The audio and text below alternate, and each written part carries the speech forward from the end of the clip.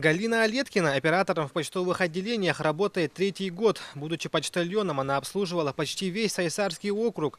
С переходом на новое место ответственности, так же как и клиентов, стало больше. Максимальная загруженность, но в основном бывает после обеда, бывает и с утра, к открытию уже толпа народу. В субботу многие приходят, потому что люди отдыхают, кто не успевает в рабочие дни, приходит по субботам. Не хватает у нас операторов, большая загруженность. Ну, ждем помощи от управления, надеемся, что придут к нам операторы, администраторы. Судя по недовольным отзывам граждан, работа почтового отделения номер 13 оставляет желать лучшего. Посетители критикуют операторов за медлительность, из-за чего и возникают бесконечные очереди. Есть замечания и по графику работы.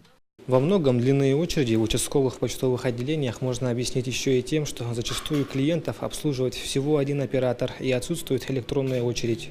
Спектр услуг, предоставляемых Почтой России, ежегодно расширяется. По сравнению с прошлыми годами поток входящих и международных почтовых отправлений увеличился в разы. Одна из задач, которая у нас сейчас стоит, это борьба с очередями. То есть мы проводим мероприятия. Плюс у нас сейчас, то, что я уже сказал, то, что ввелась вот эта вот новая программа. То есть люди сейчас осваивают ее. Из-за этого у нас бывает в некоторых отделениях очереди. После устранения всех неполадок вновь внедренная система от длинных очередей в почтовых отделениях планирует избавиться в ближайшем будущем.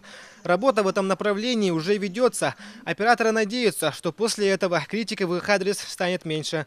Владимир Судулов, Василий Соловьев, Максим Бурцев, Вести, Якутск.